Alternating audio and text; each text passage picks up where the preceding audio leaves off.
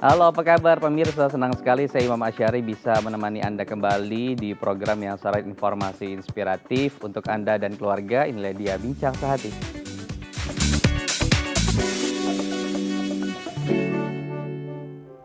Pemirsa Bincang Sehati, seringkali orang tua menghadapi anak-anak yang sangat sulit untuk diberikan perintah atau lebih tepatnya melawan apa yang dikatakan oleh orang tua. Ini salah satu bentuk minimnya komunikasi atau buruknya komunikasi kita orang tua terhadap anak kita. Nah, penting sekali untuk kita orang tua membangun komunikasi yang positif kepada anak. Membangun hubungan positif ini seperti investasi yang harus kita mulai sejak dini. Seperti hal yang menabung harus dilakukan sedikit demi sedikit sampai nantinya kita bisa tuai, dan ini menjadi salah satu investasi kita sehingga anak-anak kemudian bisa dengan mudah kita berikan stimulus baik itu kognitif ataupun stimulus sosial lainnya. Nah, inilah yang menjadi topik kita pada hari ini, bagaimana membangun hubungan positif dengan anak. Tapi sebelum kita membahas topik tersebut, saya akan memberikan beberapa mitos atau fakta seputar tumbuh kembang anak. Yang pertama ada tentang perilaku tidak dapat diubah. Banyak anggapan di masyarakat bahwa perilaku anak-anak setelah mereka berusia 5 tahun ke atas atau tumbuh kembang setelah dewasa ini tidak dapat diubah. Nanti kita akan tanyakan apakah ini mitos atau fakta. Kemudian ada juga mainan sesuai gender. Nah, banyak sekali nih orang tua, bunda-bunda kita juga yang memberikan mainan sesuai dengan gender mereka. Ketika itu laki-laki akan diberikan beberapa instrumen permainan seperti sepak bola, dan ketika gendernya perempuan akan diberikan mainan seperti boneka. Apakah ini mitos atau fakta? Kemudian yang ketiga, bisa membaca sebelum masuk TK. Banyak sekali orang tua yang menuntut anak-anak mereka untuk bisa membaca sebelum mereka bisa masuk ke taman kanak-kanak. Nah, ini yang menjadi akhirnya anak-anak merasa terbebani. Apakah hal tersebut mitos atau fakta? Nanti kita akan membahasnya dengan pakar ya pemirsa. Yang keempat, masih mengompol. Nah, ini banyak anggapan di masyarakat kita masih mengompol adalah sebuah masalah. Bahkan ada juga mereka yang sudah masuk usia sekolah masih saja ditemukan mengompol. Kita akan tanyakan nanti apakah ini mitos atau fakta. Yang terakhir, biasakan anak memakai tangan kanan. Untuk masyarakat di wilayah timur, khususnya di Indonesia, menggunakan tangan kanan adalah sesuatu yang baik itu untuk makan, memberi sesuatu. Kemudian apakah semuanya menggunakan tangan kanan itu baik? Ini mitos atau fakta, nanti kita akan membahasnya dengan pakar ya pemirsa. Nah, untuk Anda pemirsa yang ingin berpartisipasi dengan topik kita pada hari ini, bisa melalui nomor telepon kita di 021 290 32644 atau bisa DM melalui Instagram kami di @bincang_sehati_tv.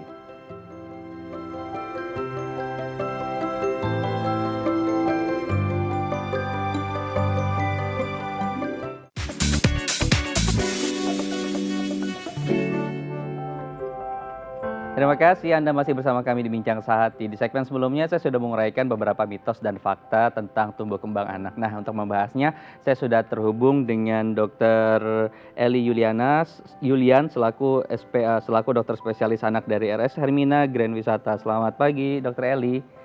Selamat pagi Mas Imam, apa kabar? Sehat semua? Sehat dokter, baik. Dokter, ini ada beberapa informasi seputar mitos dan fakta yang banyak beredar di masyarakat. Yang pertama, benar nggak sih dok, sebetulnya perilaku anak ini dapat diubah? Karena banyak sekali anak-anak yang perilakunya sudah terbentuk, dan banyak juga beberapa orang tua yang pesimis gitu, perilaku mereka bisa diubah kembali. Sebetulnya benar tidak bahwa perilaku anak-anak ini bisa diubah ketika mereka sudah dewasa nanti?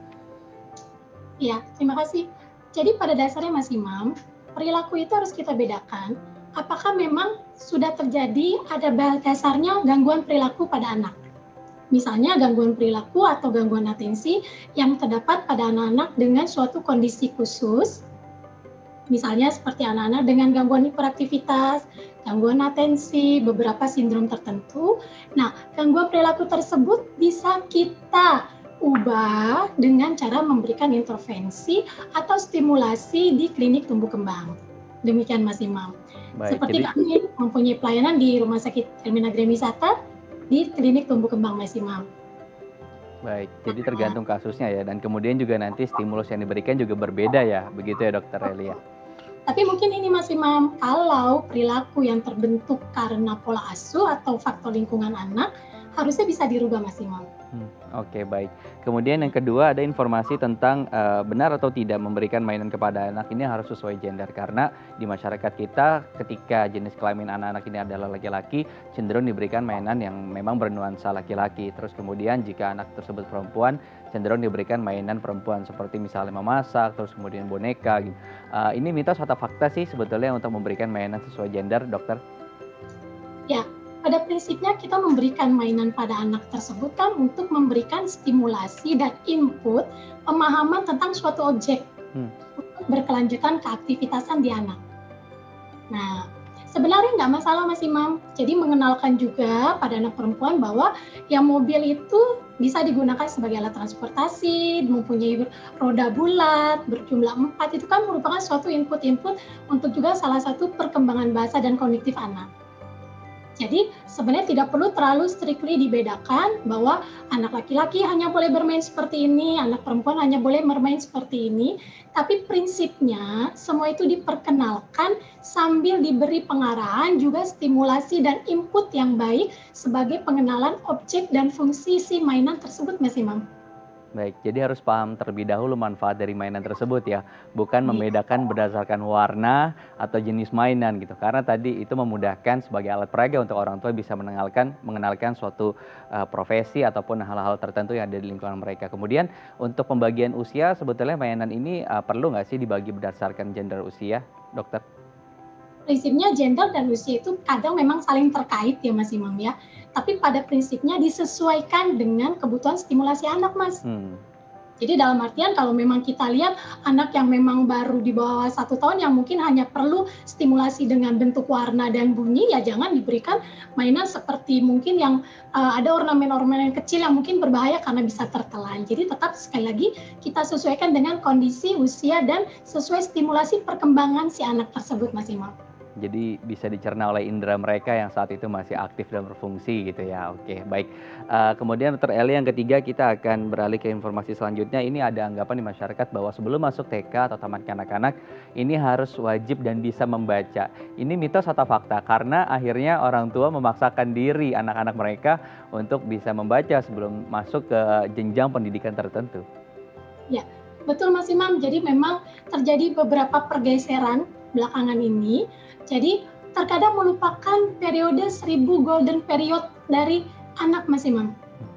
Karena anak itu sebenarnya 1000 hari pertama kehidupannya itu adalah harus kita berikan stimulus berupa pola asa, asi, dan asuh. Bukan langsung belajar ke arah akademis untuk belajar calistung atau membaca, menulis, dan berhitung. Nah, pergeseran yang terjadi di masyarakat adalah bahwa sudah saat PAUD atau TK yang harusnya diisi dengan bermain, membangun interaksi sosial, mereka belajar mengenali emosi, bermain bersama teman sebaya, malah diisi dengan akademis yang diharuskan belajar membaca, menulis, atau berhitung. Jadi sebenarnya kembalikan lagi kepada kondisi anak. Ada anak yang memang punya basic IQ atau intelijensinya di atas rata-rata, dia mungkin sudah memahami di usia segitu dan dia butuh lebih, itu boleh. Tapi jangan menyamaratakan anak. Semua anak dipaksa untuk belajar membaca, menulis, berhitung, yang ada akhirnya anak itu akan frustasi karena kehilangan masa bermain-bermain di saat-saat seperti itu Mas Imam. Jadi sebaiknya kembali lagi menjadilah orang tua yang bijak. Kembali lagi untuk mempelajari bahwa mitos atau fakta ini sesuaikan dengan kondisi dan kebutuhan anak tersebut, Mas. Baik, jadi instrumen rapornya harus disamakan dulu, jangan terlalu ditinggikan seperti tadi gitu. Karena tadi anak-anak masih membutuhkan stimulus yang lain, karena emosional mereka juga harus tetap diperhatikan. Dan tadi ya beberapa stimulus untuk mereka supaya tangan dan kegiatan fisik lainnya juga perlu diperhatikan gitu. Oke, baik dokter, kita ke informasi selanjutnya. Ini ada anggapan bahwa masih mengompol adalah sebuah masalah. Benar nggak sih dok, sebetulnya kalau mengompol itu masih sebuah masalah karena banyak sekali ditemukan setelah masuk sekolah, bahkan sampai dengan usia SMP masih ada saja anak-anak yang didapati mengompol oleh orang tuanya. Ini sebuah masalah, benarkah atau hanya mitos saja? Ya, betul Mas Imam. Sebenarnya kita sebagai orang tua juga harus peka dengan kondisi anak. Mengompol itu atau kita sebut enuresis itu kan ada 2 macam, yaitu memang yang primer atau sekunder. Nah, anak-anak itu sering mengalami ngompol atau enuresis itu yang primer karena dia terlambat masalah toilet training yang sering Mas Imam. Jadi Anak-anak itu juga bisa dari masalah toilet training yang terlambat atau belum berhasil, kemudian kebiasaan orang tua yang nggak mau kotor, nggak mau ribet, tetap memakaikan pampers walau sudah masuk usia TK, dan faktor psikologis seperti cemas, takut, depresi pada kondisi lingkungan yang anak alami. Nah, mengompol sampai usia 5 tahun, memang secara medis masih kadang kita anggap normal.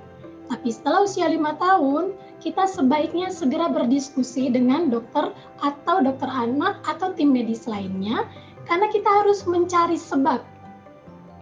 Apakah ada penyakit infeksi saluran kencing yang mendasari, atau memang ada masalah psikologis yang harus dibenahi.